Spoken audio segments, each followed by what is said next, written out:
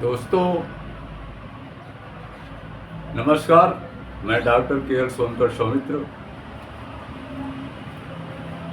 आपका स्वागत करता हूं अपने YouTube चैनल में।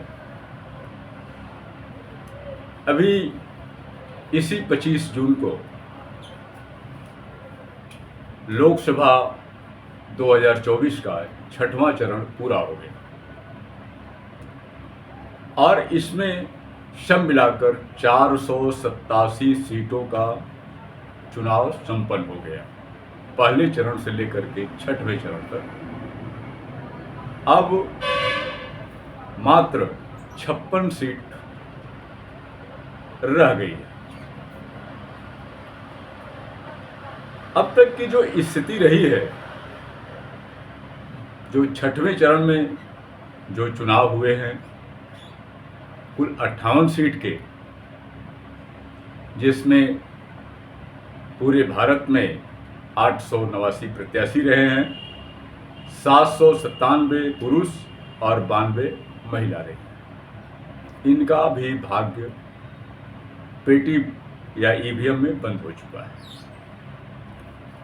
इसमें जो चुनाव हुए हैं 58 के, इसमें बिहार के 8, हरियाणा के 10, झारखंड के 4, दिल्ली के 7, उड़ीसा के 6, उत्तर प्रदेश का 14, पश्चिम बंगाल का 8 और जम्मू कश्मीर की 1 सीट रही है।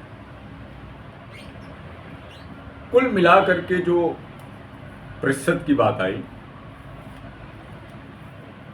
अखबारों के माध्यम से लगभग यह जो चुनाव हुआ 6वें चरण में, लगभग 58% मतदान हुआ है। 60% तक जा सकता है। चुनाव आयोग ने अभी यह प्रतिशत जारी नहीं किया है। जैसा कि मैंने पहले पिछले वीडियो में बताया कि हर साल हर चुनाव में चुनाव आयोग प्रत्याशियों की संख्या बताता था, पुरुष और महिलाओं की संख्या अलग अलग भी बताता रहा, लेकिन इस बार चुनाव आयोग प्रतिशत में बता रहा है। और प्रतिशत में बताने का मतलब है कि उसमें काउंटिंग के समय जो प्रतिशत सामने आएगा, उसमें कितने वोट का अंतर है, ये पता नहीं चल पाएगा। ऐसे भी चुनाव आयोग, जिसे 48 घंटे के अंदर जारी कर देना चाहिए आंकड़ा, उसमें देखा जा रहा है कि जैसे पहले चरण में 11 दिन लग गए, उसी तरह सब में 5 दिन, 6 दिन, 7 दिन, 2 दिन लग गए। और अभी आज 26 तारीख है, 6वें चरण क्या कहना, 5वें चरण का भी आंकड़ा अभी पूरी तरीके से नहीं आया। फिलहाल अभी ये हमको ये देखना है कि जब मात्र 57 सीटें, 56-57 सीटें रह गई है, तो चुनाव या केंद्र में सरकार कौन बनाएगी, सवाल ये आया। प्रधानमंत्री का तो कहना है कि हम सरकार बना रहे हैं, 4 जून को क्लियर हो जाएगा। और विपक्ष इंडिया गठबंधन का भी यही कहना है कि सरकार हम बना रहे हैं और मोदी जी जा रहे हैं। यह तो उनका अपना अपना अधिकार है कि जब तक काउंटिंग नहीं हो जाती तब तक सभी लोग जीतते हैं, सरकार बनाते हैं, तो ये तो होते रहता है। लेकिन आम जनता का रुझान, विश्लेषकों का अनुमान,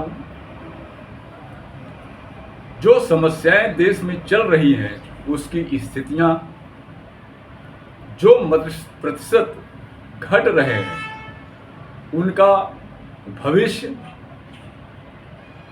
और इसके साथ ही बहुत सी चीजें तय करती है कि आखिर क्या हो सकता है। जैसा कि कहा जा रहा है, अगर ये सच देखा जाए, पब्लिक का रुझान देखा जाए, विश्लेषकों का रुझान देखा जाए, और जो देश में समस्याएं हैं उसकी स्थितियां देखा जाए, और जिस शांतिपूर्ण तरीके से बिना शोर शराबे के बहुत सारी घटनाएं न होने के बावजूद जो बूथों पर शांतिपूर्ण ढंग से मत पड़े हैं, उससे यही कहा जा सकता है कि यह चुनाव पार्टियां नहीं, खुद मतदाता अपना भविष्य तय करने के लिए मतदान किए हुए हैं। तमाम सारे बड़े ज्योतिषी भी जो निर्भीक रूप से कह सकते हैं, उनका भी मानना है कि इस बार परिवर्तन केंद्र में होने जा रहा है।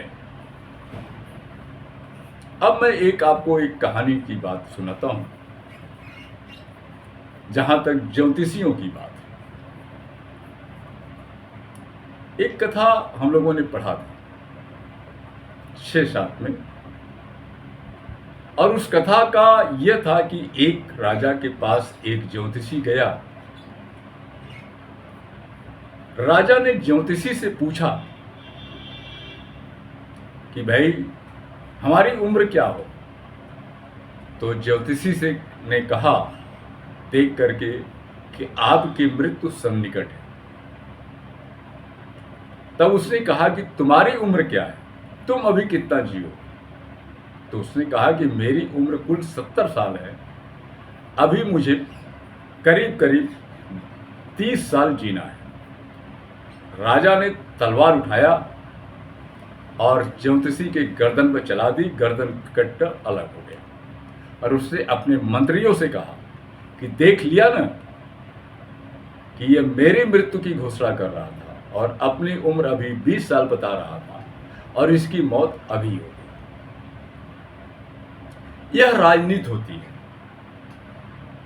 मोदी जी 400 पार का नारा दिए और अभी से 5वें चरण से ही कहना शुरू कर दिए कि 4 जून को मेरी सरकार बन रही। क्या कहीं राजनीति की ऐसी मंशा तो नहीं है? और ऐसी मंशा को पूरा करने के लिए किसी भी हद तक जाया जा सकता है। यह भी सुनने में आया कि जो नया संसद बनी है उसके सारी सुरक्षा की स्थितियां बन रही हैं, उसमें बहुत सारी बात हो रही है। फिलहाल वो तो सामने आएगा बाद में क्या होना है। और कई जगह अभी तो हमारे जिले में ही आपको मिलेगा कि 11 बजे रात में एक डीसीएम मिनी ट्रक पकड़ाई जिसमें ईवीएम थे। डीएम ने सफाई दी कि इसको कहीं अन्यत्र जाना था, लेकिन चली आई स्ट्रांग रूम के पास। फिलहाल उस पर बहस कुछ भी हो सकती है। आइए मैं थोड़ा सा ये देख रहा हूं कि ज्योतिषियों की बात मैंने बताया कि जो देश के बड़े ज्योतिषी लोग हैं, आधा दर्जन, उनका अनुमान है कि केंद्र में सत्ता बदलेगी। और दूसरी जो घोषणा होती है, जो एग्जिट पोल आते हैं, अभी तक एग्जिट पोल में भी अधिकतर यह खुल करके सामने आया है कि सत्ता परिवर्तन होना है और अधिक से अधिक लोग बीजेपी को या उसके गठबंधन सहित अधिक से अधिक 204 सीटें दे रहे हैं। 220 के तक पहुंच रहे हैं कोई लोग, कोई 200 के नीचे भी पहुंच रहा है, 180 पहुंच रहा है। अभी कानपुर की सट्टा बाजार ने बीजेपी को 180 सीट पहुंचाया और अन्य को, यानी गठबंधन को, इंडिया गठबंधन को 355 प्लस बताया है। लेकिन वहीं इस देश का सबसे बड़ा सट्टा बाजार, फालोदी सट्टा बाजार, वह यह कहता है कि 355 से लेकर के 400 सीटें बीजेपी गठबंधन को मिलेगी और 100 या 125 150 के आसपास ही इंडिया गठबंधन रहेगा। इन हालातों में क्या सही कहा जाए, क्या गलत कहा जाए? बीजेपी के खेमे में, मोदी के खेमे में भी बाहर दिखाने को बम बम है और इंडिया गठबंधन में भी वही हालात है। आप ये देखेंगे कि हालात बड़ी विचित्र हैं। लेकिन एक बात और मैं बताऊं, ज्योतिषियों की बात मैं कहूं, जो नामचीन ज्योतिषी लोग हैं, उनके हिसाब से जो देश में घटनाएं घट रही हैं, जो परिस्थितियां हैं, उसमें 90% सही साबित हो रही है। अगर इनको मानेंगे तो गठबंधन की सरकार 4 जून को बनने जा रही है। फिलहाल स्थिति ये है कि जो हमारे तरह के विश्लेषक लोग हैं, मेरे हिसाब से बीजेपी गठबंधन को 250 सीटें पहुंचते पहुंचते जोर हो जाना चाहिए और इंडिया गठबंधन को 272 के पार जाना चाहिए। फिलहाल ये तो सारा चीज ये मेरा अपना विचार है, मैं इस पर कुछ नहीं कर रहा हूं, लेकिन ये मेरा अनुमान है। बाकी तो 4 जून को ही निर्णय होगा। और जहां तक मैं देख रहा हूं, इसलिए मेरा अनुमान है कि इस बार लोगों ने मुद्दे के आधार पर वोट किया है और मुख्य रूप से संविधान बनाने के, संविधान बचाने के और अपनी सुविधाओं को पाने के लिए अपना मत दिया है। अगर मतदाताओं को या मतदाताओं के गर्दन पर उस राजा की तरह अगर तलवार चल जाएगी तो बात अलग है। ऐसा होता है, राजनीति में कुछ भी गलत नहीं है। सत्ता पाने के लिए तमाम ये इतिहास भरे पड़े हैं। लेकिन अभी भी मैं कह रहा हूं, जो हम जौनपुर जिले की जो बात बता रहा हूं, अभी मैंने देखा बूथों पर तमाम जगह से खबरें मिली कि जौनपुर की दोनों सीट, जौनपुर लोकसभा और मछली शहर लोकसभा, अगर यहाँ जो मतदाताओं की रुझान है वह इंडिया गठबंधन की तरफ है, यानी इंडिया गठबंधन में यहाँ से सपा को निकल जाना चाहिए। बाकी स्थितियां अलग है। बताने को तो मोदी मीडिया तो राहुल गांधी को भी हरा रही है, स्मृति ईरानी को भी बड़े वोटों से जिता रही है। फिलहाल जो बनारस की सीट है, जो 1 तारीख को वोट पड़ेगा, एज ए प्रधानमंत्री वो चुनाव निकाल सकते हैं, लेकिन कॉन्ट्रास्ट बहुत तगड़ा है, उसमें कमजोरी कहीं नहीं है। लेकिन जो जरूरत है, जरूरत ये है कि सत्ता परिवर्तन होना ही चाहिए और यह स्थितियां बन रही हैं। लेकिन स्थितियों के गर्दन पर अगर तलवार चलती है तो इस देश के 140 करोड़ लोगों का भाग्य निर्धारण राजा किस तरीके से करेगा, अब तक 10 सालों में जो हुआ है वो आपके सामने है। फिर क्या होगा यह तो या तो भगवान जाने या तो प्रकृति जाने। लेकिन मेरा जहां तक आकलन है कि परिवर्तन हो रहा है, परिवर्तन होगा, क्योंकि स्थितियां 1977 की सामने हैं और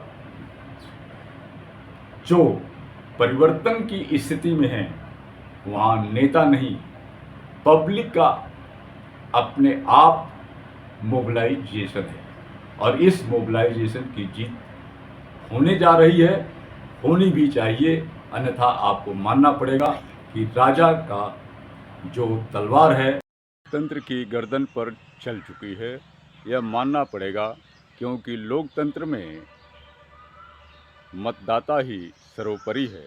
अगर उसे ही कत्ल कर दिया जाए तो फिर विरोध का सवाल ही नहीं उठता या न्याय का प्रश्न ही नहीं खड़ा होता। फिलहाल जो भी होगा वो आपके सामने होगा और इसी के साथ आज की मैं बात समाप्त कर रहा हूँ। आपका मित्र सोनकर सौमित्र।